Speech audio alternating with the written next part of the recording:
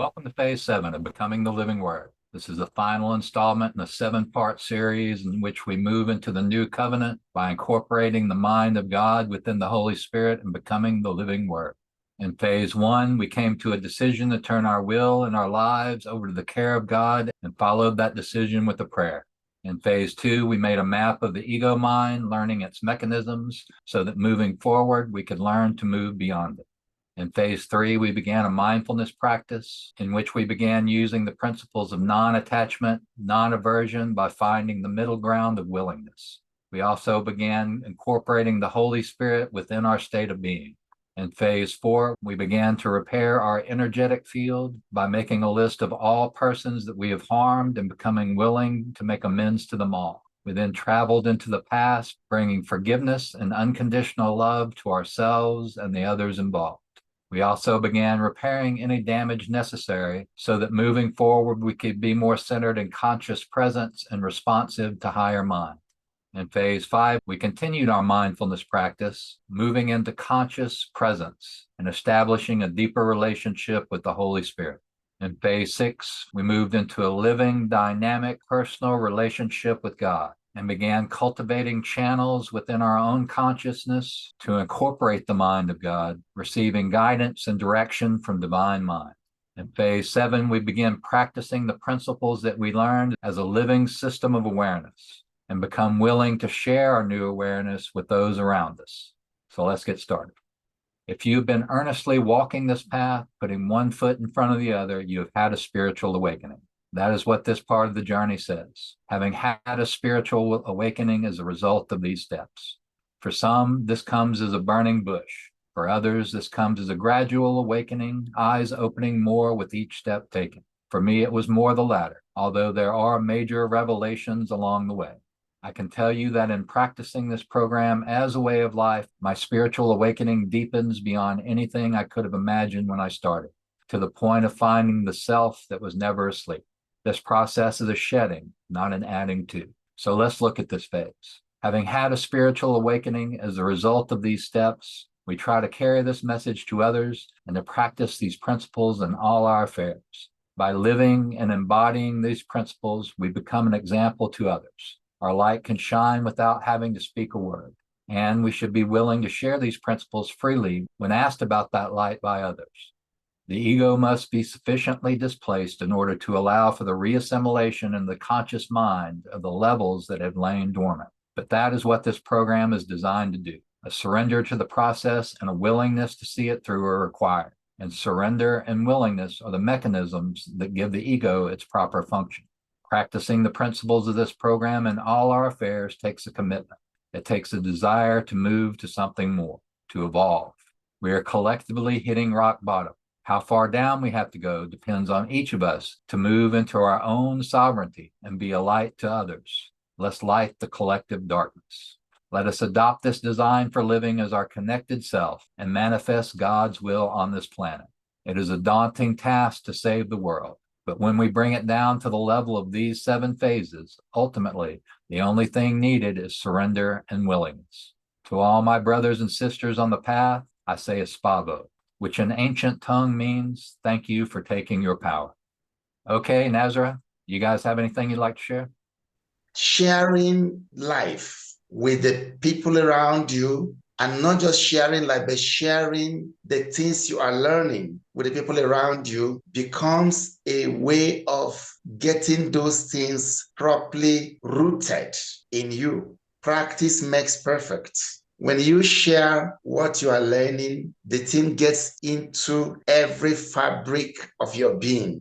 Checking from where we began, from phase 1. Phase 2, making a map of the ego, then going to the phases where you have to go into the past, forgive yourself, forgive every person around you, until you now get to where you make living in the light a commitment, where you make relationship with the Lord a cause of surrender and commitment. The thing now flows. Your life is totally no longer completely in your hand because the ego man is no longer allowed to rule. The influence of the spirit, the influence of the divine is now taking over, and the ego is now being dislodged. not being destroyed, but dislodged, not being allowed to take the lead. Alchemization begins to take place, taking from what is and turning it into what ought to be and what is most desirable. So when you now get to phase 7, it is just a crystallization process. You are now living in a continuum of endeavoring to consolidate in a definite pattern, letting your life flow in a definite pattern of surrender so that the divine will be revealed, authenticated, and constituted. So whoever is watching you from the sides sees that, look, something new has happened here. This person is no longer who he used to be. There is a glow, there is a shine, a dazzle. And then it's not just all about this person. There's something new happening here. And whatever it is something worthy of emulation, is something that is magnetic, is something that is appealing, is something that one needs to warm up to because one wants to. Life is about transmitting. You transmit what you are. Transmission is not just by expressing of words. Our aura and several other things that is beyond what I see are still part and parcel of what we transmit in the course of living. So the presence of the divine in us is part of what we cannot hide. What you're saying is very interesting because it's exactly the way that I've found this program as well, that it's the practicing these principles in all my affairs and being the demonstration and the embodiment of this program. The more that I can embody these principles into my state of being, the more that I can remain centered in conscious presence, the more that presence moves out and affects those around me simply by me being who I am and the Holy Spirit and God acting through me. So that's some very good points. Nazareth, would you like to share anything? Yeah, well, just as you both said there, as we get to this phase, everything becomes much simpler, more peaceful, more bliss, more ecstasy as we walk in grace, as we practice these processes on a daily basis with that consistent effort, as we have said, brings us the discipline that we require to maintain that state of being. It's very simple. Yeah, as you were saying that, what came to mind is that really this is a process of releasing the old. The new, the true self is who we are at our core. The more that I'm able to release the outer shell and move and step back into that, the more blissful my life becomes, because bliss is just more or less a natural state of being when we're centered in presence. And being able to learn to operate from that centered presence is what the peeling of the onion is, because it's allowing God to do through me. So it is a process of stepping back more and more. The more that I do that, the more that I see the benefits of doing it, the more I'm able to do it. And again, it is a process. In the program that this stems from, there's a saying that it's progress, not perfection. And that really helps me in a lot of areas. The surrender that's required, the willingness to allow God, and the letting go of the self-judgment and the critical part of my mind, because it's God doing through me now. And I've surrendered myself to God in the first phase of this. So now it's God doing through me. So it's no longer me accepting myself. It's me accepting that it is God doing through me. So there's a lot of benefits to this practice. And the more that I can step back and allow things to be done, the more blissful my state of being becomes. Actually, you've just hit something for me there as well. So in the old, it's me who's projecting, and in the new, it's God that's leading, moving away from the old into the new, divine driven destiny, God's plan. Yes, very good point. Yeah. There is something very particular and unique about being a conduit, being a vessel, being a channel. When a person becomes a conduit of grace, the person is not the grace. The person is only a channel, a carrier through which grace is channeled. Now, every good conduit carries efficiently what is funneled into it.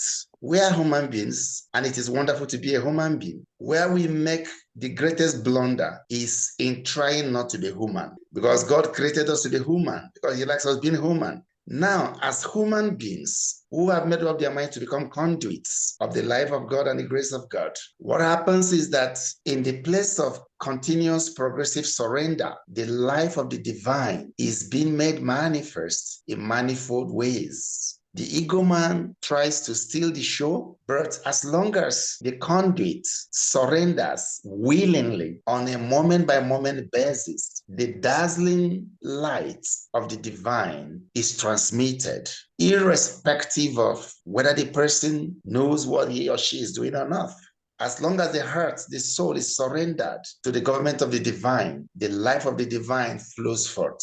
And as the life of the divine flows forth, he magnetizes and transmits his very divine life in all its infinite dimensions to the entire creation through the person that is surrendered. Because this person is a conduit. This person has made up his or her mind to be a channel through which the life of the divine flows. Yes. So it's a process. It's a process that gets better and better. The person doing it becomes happier and more fulfilled because there's a feedback system. The feedback here is that I'm living my best life. I've separated myself onto my higher self. I'm productive. I have bliss. And then I'm carrying an electrifying atmosphere around me that does not really originate from me, but from my higher self. It's one thing that brings satisfaction. This satisfaction is born out of becoming more authentic, becoming more of who you have been ordained to be. This satisfaction is born out of becoming the script that is written concerning you. This satisfaction is born out of an inherent bliss and joy that you know in a definite way because you are actively engaged in being a source of joy and fulfillment to both yourself and others.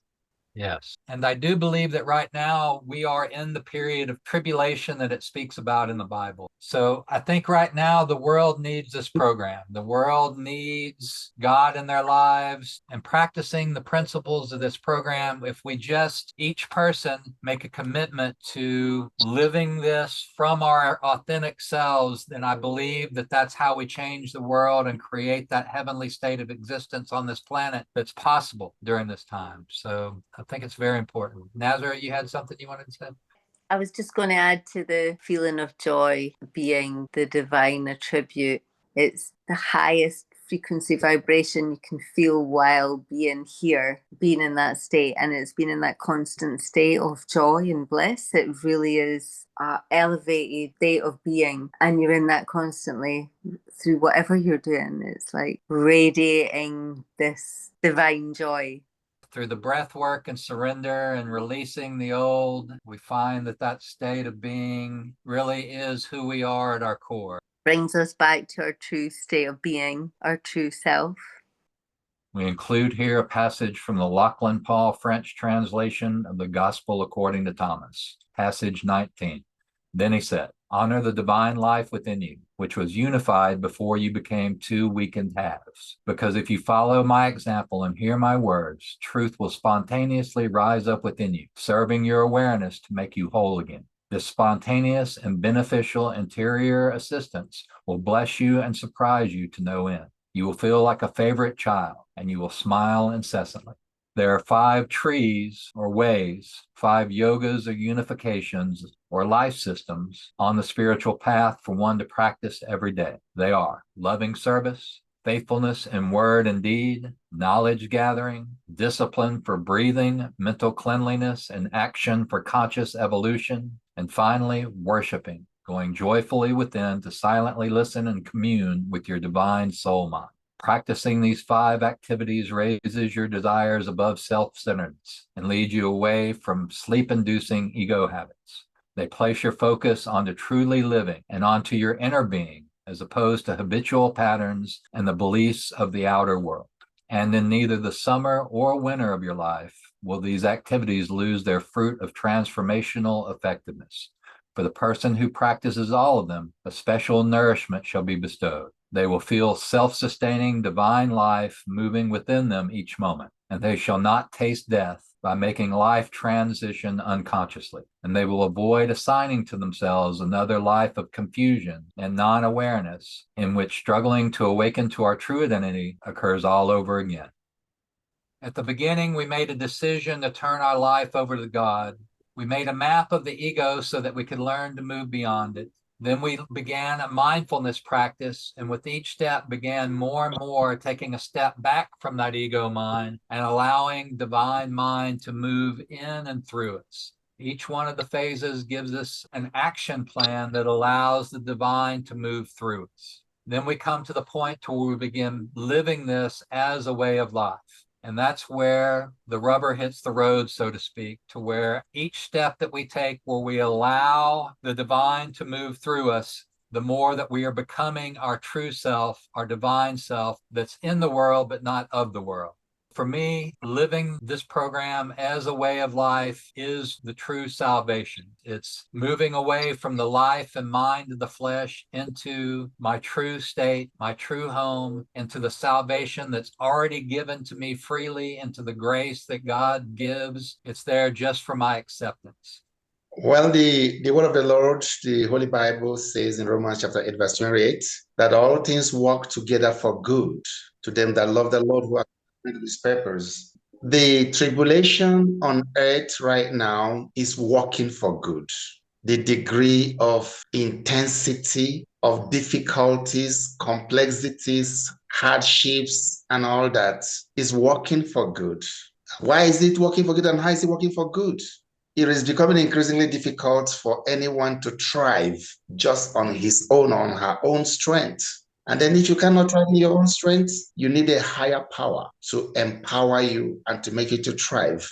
For us and for every right-thinking person, no human being has capacity to go all the way alone and be his or her best. We are just like half of our being. The other half is actually God or hidden in God. When we open our hearts and embrace the divine, our other half, our real life begins. As our real life ensues and begins, we receive the divine power, the energy, the vibration. We enter into the wavelength of completion. We enter into the wavelength that empowers us to meet the requirements, the demands that the universe throws at us. So God is our real life. Anyone that is not surrendered, submitted, or embracing God is already jeopardizing his or her being, because the person does not have enough grace and capacity to sustain life. As long as we breathe on a moment-by-moment basis, we are telling ourselves that, look, on my own, since I can't stop breathing and remain alive, I need the source. I need the source of breath, the source of being, to become everything I need to be to overcome. Nazar, do you have anything you'd like to add?